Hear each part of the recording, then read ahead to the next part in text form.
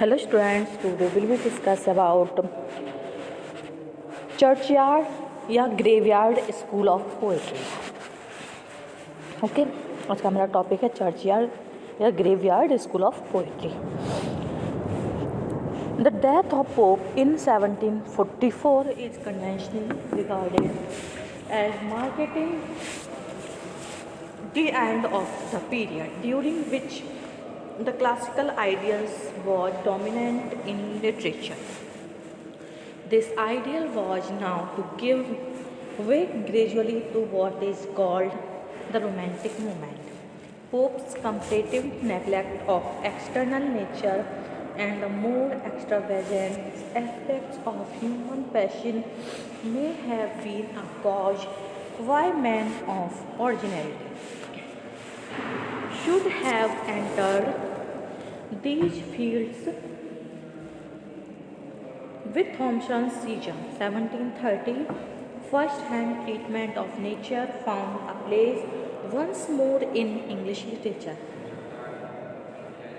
The play of emotion, a place once more in English literature, manifested itself in a return to the great theme which had inspired so much 17th century poetry and prose death.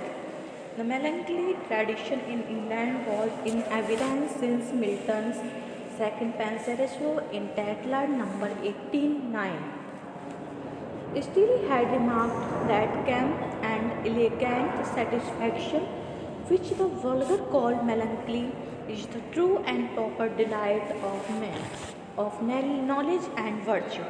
Many poets from the time of second Pensereso had agreed with it, and the wealth of funeral elegy in the 18th century formed an impressive background to Edward Young's Night Thoughts.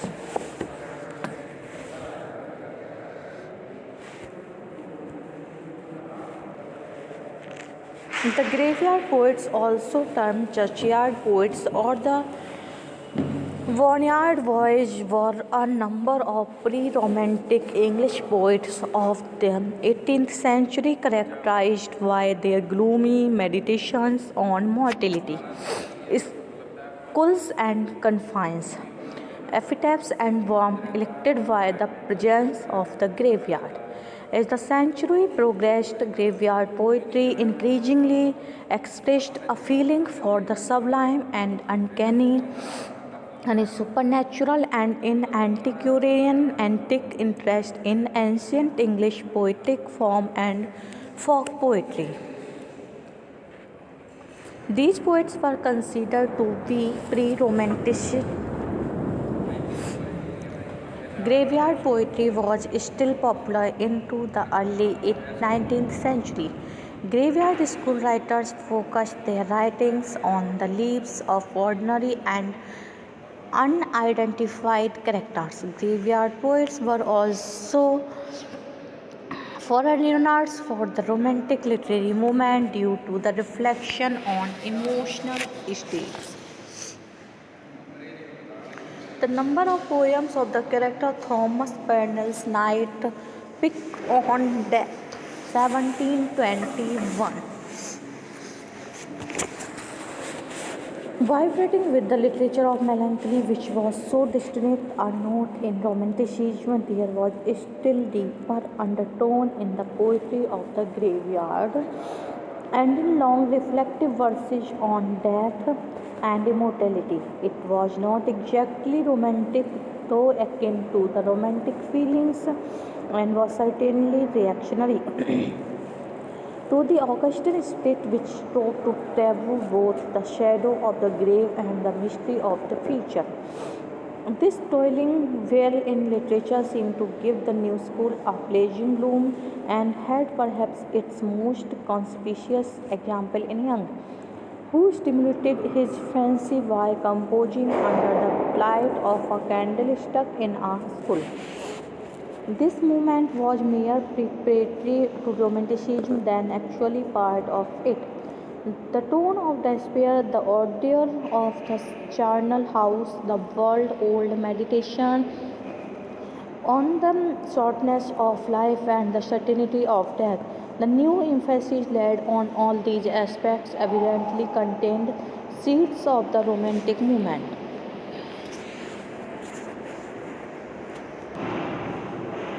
The graveyard poets also termed churchyard poets. There are a number of pre-Romantic English poets of the 18th century characterized by their gloomy meditations on mortality.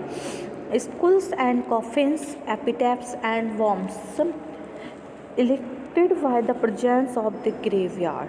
Moving beyond the elegy lamenting a single death, their purpose was rarely sensationalistic as the century progressed. The churchyard school lasted for many years. The aspirants for prizes in the investige chose as subject death, the grave, immortality, etc. Even as late as 1787, Mason wrote an elegy in a churchyard in South Wales. The literature of melancholy must certainly be considered an important factor in the beginnings of Romanticism.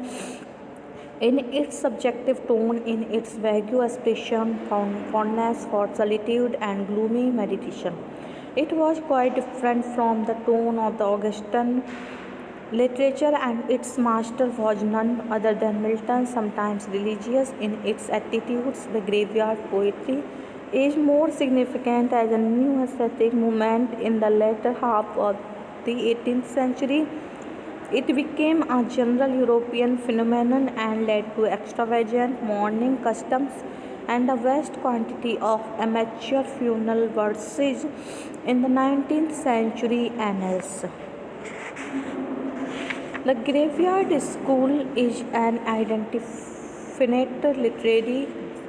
indefinite literary grouping that binds together a wide variety of authors. What makes a poem a graveyard poem remains open to critical dispute. At its narrowest, the term graveyard school refers to four poems: Thomas Gray's Elegy written in Country Churchyard, Thomas Parnell's Night Piece on Death, Robert Blair's The Grave, and Edward Young's Night Thoughts. At its broadest, it can describe a host of poetry. It is in the tradition of graveyard contemplation, but here the handling of setting and of the development of meditation is done with high heart. The poem moves with ease from a contemplations of the landscape to a consideration of the short and simple annals of the poor, to suggest moral ideas which arise from this consideration. The alternation between generalized abstractions and individual examples is adroitly done, and the whole poem gives a sense of personal emotion universalized by form. There was, in fact, a deeply personal feeling behind it, and it was not all written at one time, which accounts for the somewhat unexpected turn the poem takes as it moves to its conclusion. The poet turns to addresses himself in the 24th stanza and to move the poem round until it reveals his own epitaph, and this involves a certain break in the continuity which is never wholly justified by development in the tone or the structure. When we read Gray's Elegy, that poem of such perfection and such universal appeal to the tenderest and the noblest depth of human feeling, we know that we have moved not so much to a great distance from Pope as into a province unknown to him. Grace, the greatest of Gray's poem, possibly the greatest of century, is the elegy written in a country churchyard. Though the poem is not particular, it is an elegy for men, or at least for all average and obscure men, both in its attempt to work thus in universal terms and its unrivaled purity, propriety, and harmony of diction. The poem is a great realization of the ideals of its day.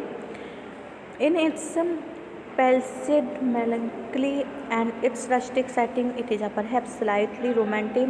In its treatment of the common man, it is a heroic and even majestic. It has not the tone of Wordsworth. The poem is compact of what Tennyson called divine prism, and these are universally, if decorously affecting among poems embodying the noble ideal of Grace Elegy, written in a country churchyard, is the culmination of the literature of melancholy as well as of the churchyard school in its pensive mood and love of twilight. It is the second penseroso when in its meditation on death and the grave. It belongs more properly to school of Villiers and Young. The elegy is the best known poem of Gray. Gray made it exceedingly fashionable and charms of imitations of his churchyard poem poured from the press. Its influence was felt immediately not only in England but all over Europe. Its influence was felt immediately not only in England but all over Europe, and Mongoose says the elegy has exercised an influence on all the poetry of Europe, from Denmark to Italy, from France to Russia. With the exception of certain works of Byron and Shakespeare, no English poem has been so widely admired and imitated abroad. The elegy is one of the most quoted in English. The perfect fitting of the language to the generalities has caused some of the lines and phrases to have an almost proverbial familiarity. The melancholy note is struck in the following stanza from Grace Elegy. Okay, thank you for watching.